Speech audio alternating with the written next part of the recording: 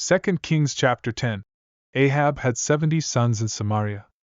Jehu then wrote letters and sent them to Samaria, to the rulers of Jezreel, to the elders, and to the guardians of Ahab's sons, saying, As soon as this letter reaches you, since you have your master's sons with you and you also have chariots and horses, a fortified city, and weapons, select the best and most capable of your master's sons, and set him on his father's throne.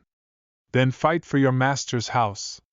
But they were terrified and said, If 2 kings could not stand against him, how can we? And the steward of the palace, the city officials, the elders, and the guardians sent word to Jehu, saying, We are your servants, and we will do everything you tell us. We will not make anyone king, do whatever you think is best. Then Jehu wrote a second letter to them, saying, If you are on my side and are willing to obey me, take the heads of your master's sons and come to me in Jezreel by this time tomorrow. Now the royal princes, 70 persons, were with the leading men of the city, who were raising them. When the letter arrived, they took the king's sons and slaughtered all 70, and put their heads in baskets, and sent them to Jehu in Jezreel. A messenger came and told him, They have brought the heads of the king's sons. And Jehu said, Lay them in 2 heaps at the entrance of the city gate until morning. In the morning Jehu went out and stood before all the people and said, You are innocent. I conspired against my master and killed him, but who struck down all these? Know then that not a word the Lord has spoken against the house of Ahab will fail. The Lord has done what he declared through his servant Elijah. So Jehu struck down all who remained of the house of Ahab in Jezreel, as well as all his great men, close friends, and priests, leaving him without a survivor.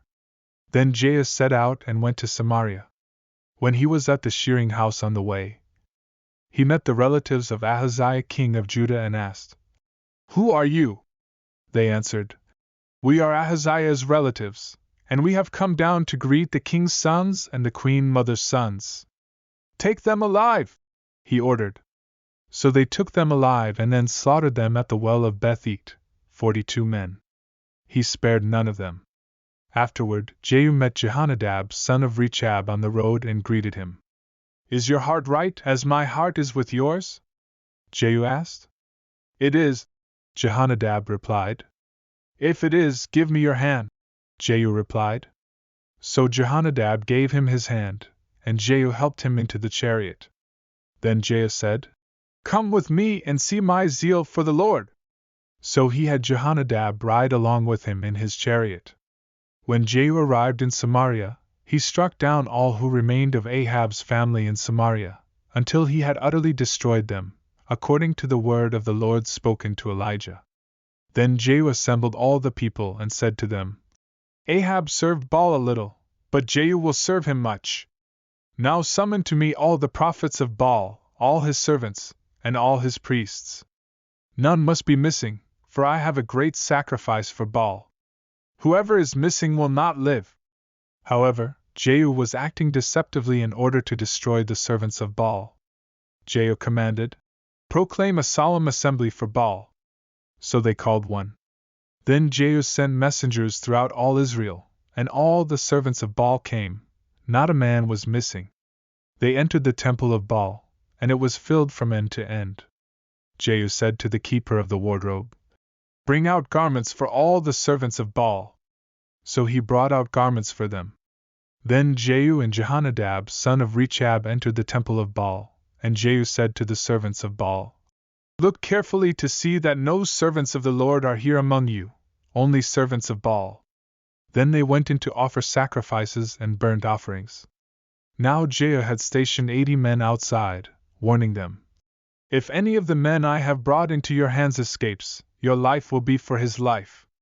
When Jehu had finished offering the burnt offering, he said to the guards and officers, Go in and kill them, let no one escape. So they struck them down with the sword, and the guards and officers threw the bodies out. Then they went into the inner shrine of the temple of Baal. And they brought out the sacred pillar from the temple of Baal and burned it.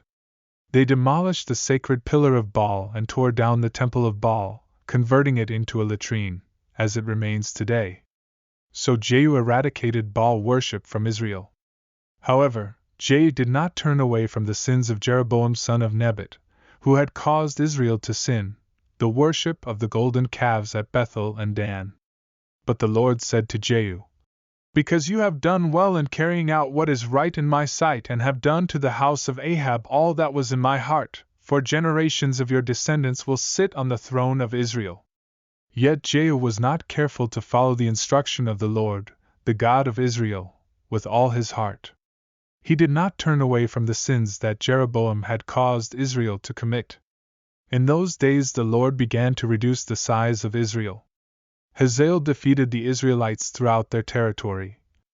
From the Jordan eastward, all the land of Gilead, the Gadites, Reubenites, and Manassites, from Arod by the Arnon valley through Gilead and Bashan. Now the rest of the acts of Jehu, along with all his accomplishments and his might, are written in the book of the Chronicles of the Kings of Israel. Jehu rested with his fathers and was buried in Samaria. His son Jehoahaz became king in his place. Jehu reigned over Israel and Samaria for 20 years.